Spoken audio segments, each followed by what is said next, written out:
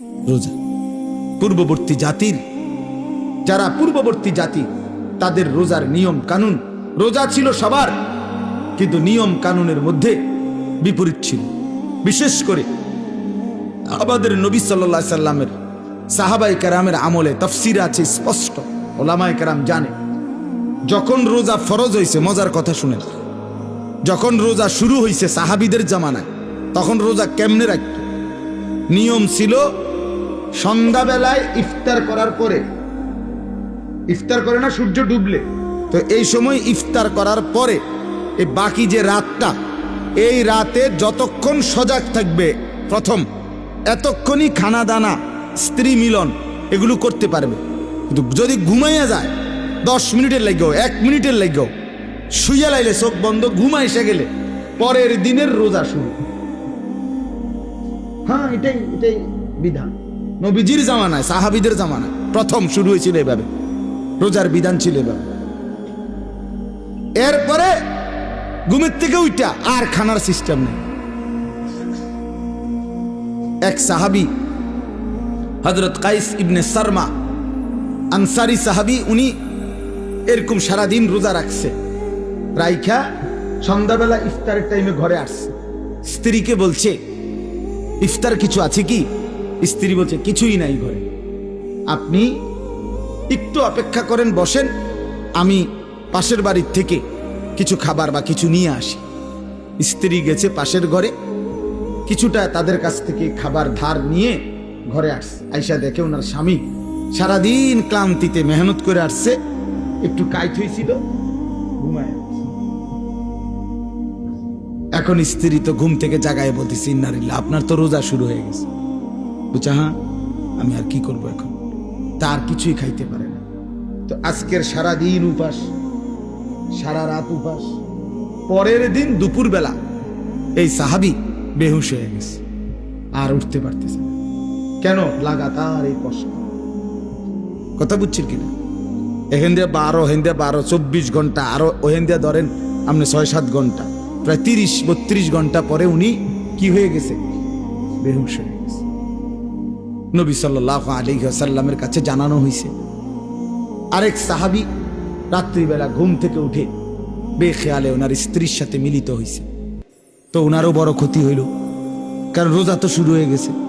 এই দুইজনের দুই বিষয়ের কারণে আল্লাহ তাআলা বলছেন, বন্ধু ঠিক আছে, চলেন আরো কমান, আপনাকে যে আমি ভালোবাসি। আল্লাহ বলছেন, বন্ধু আপনাকে যে খুব পছন্দ করি, আপনার উম্মত তো আপনাকে ভালোবাসলে আপনার সাথে যা কিছু সব কিছুকেই আমি ভালোবাসি। আপনার উম্মতকেও ভালোবাসি, আপনার গায়ের চাদরকে ভালোবাসি, আপনার গায়ের কম্বলকেও ভালোবাসি। কোরআনে আছে ইয়া আইয়ুহাল মুজাম্মিল ইয়া আইয়ুহাল মুদ্দাসসির। নবীজি কখনো চাদর গায়ে দিছেন, আল্লাহ বলছে হে চাদর পরা নবী। নবীজি কম্বল গায়ে দিছেন, তা আল্লাহ বলছে হে কম্বল পরা বন্ধু আমার। তার মানে কি? এটা কেমন মায়ের কথা? এই রুমালওয়ালা ভাই, আমরা বলি না এটা? আল্লাহ যেন বলছে, বন্ধু আপনার সাথে যা লাগে সব আমার কাছে প্রিয় হয়। চাদরও দামি, কম্বলও দামি। আয় হায়, যদি চাদর দামি হয়, কম্বলও দামি হয় নবীর সাথে, আপনি আমি লাগলে কি পরিমাণ দামি হব? তাহলে কেন দাড়ি কাটেন? দাড়ি কাটেন কেন? বাপ কাটেন, এটা অভদ্রতা, অসুন্দর।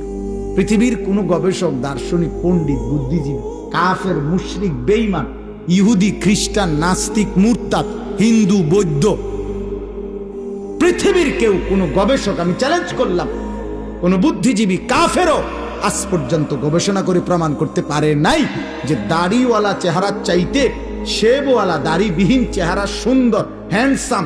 এটা কি যুক্তিতে, কি গবেষণাতে, কি মেশিনে ধরা খাইছে? এটা কথা বোঝেন নাই আমনে কদ্দুর জানলে আমারে কদ্দুর দেখাইয়েন, এরপরে প্রমাণ যদি করতে পারেন তো জেনে আমার বিচার করন দরকার, আমি হেনে যাবো বিচারের লেগে। দাড়িবিহীন চেহারার চাইতে দাড়িওয়ালা চেহারা লক্ষ কোটি গুণ বেশি সুন্দর, তুলনাই হয় না বেটা। এ তো কাপুরুষের চেহারা বেটা, যে নিজের দেহকে বিকৃত করে নিজের শরীর চেহারাকে যে বিকৃত করে দেয়, তার হিম্মত কোথায়, সাহস কোথায়, তার পৌরুষ কোথায়, বীরত্ব কোথায়? নিজের চেহারাকে যে বিকৃত, নিজের চেহারা নিয়ে যে নিজে লজ্জিত, তো তার ইজ্জত দিব কে? তারই সম্মান দিবে কে?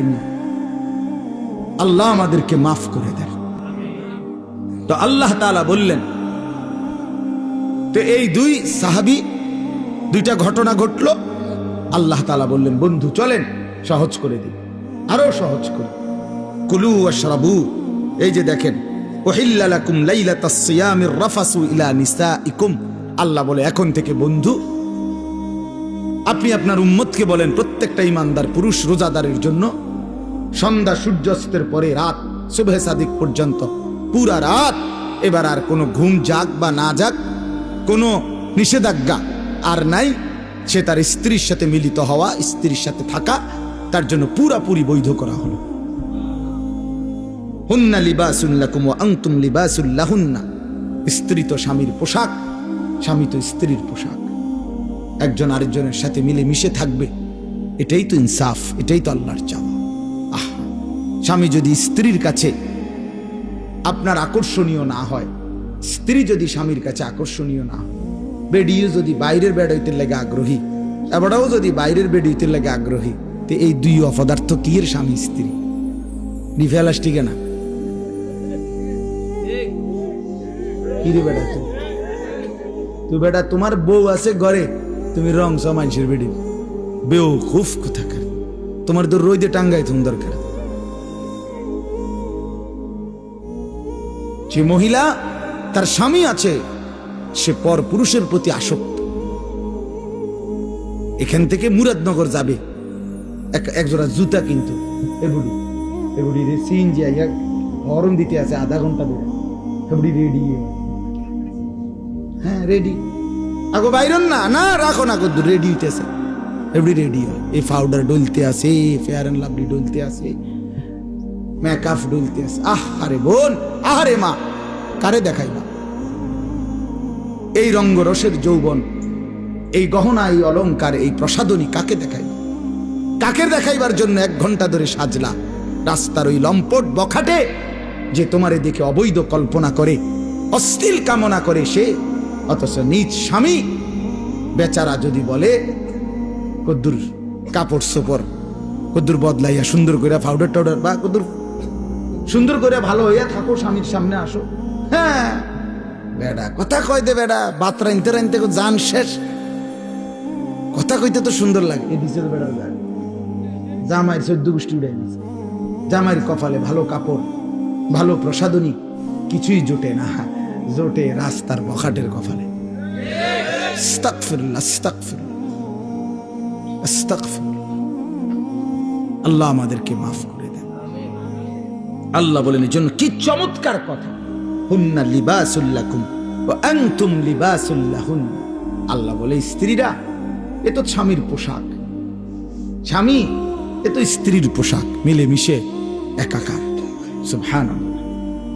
এরপরে আল্লাহ বলেন, আলিমাল্লাহু আন্নাকুম কুনতুম তাখতানুনা আনফুসাকুম ফাতাবা আলাইকুম ওয়া আফা আনকুম। আমি জানি তোমাদের কেউ রাত গভীরে স্ত্রীর সাথে মেলামেশা করে ফেলেছো, ভুল হয়ে গেছে, ঠিক আছে, আমি তওবা করো, আমি মাফ করে দিলাম।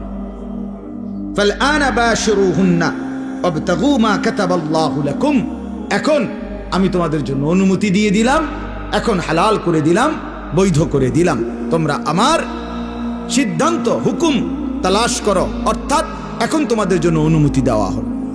এরপরে আল্লাহ বলেন, ওই আরেক সাহাবীর ঘটনা রয়েছে না, ওটা যে কি হয়ে গেছে, তো আল্লাহ বলছে ওয়াকুলু ওয়াশরাবু, এবং সাথে সাথে খাও, পান করো, হাত্তা ইয়াতাবায়্যানা লাকুমুল খাইতুল আবিয়াদু মিনাল খাইতিল আসওয়াদি মিনাল ফাজর, একেবারে সাদা সুতা কালো সুতা থেকে আলাদা করা পর্যন্ত খাও, পান করো। তার মানে রাত্রির কালো রেখা থেকে যখন সুবহে সাদিকের সাদা নতুন রেখা আসে, দাগ আসে, রেখা, সাদা রেখা, ওই পর্যন্ত খাইতে থাকো।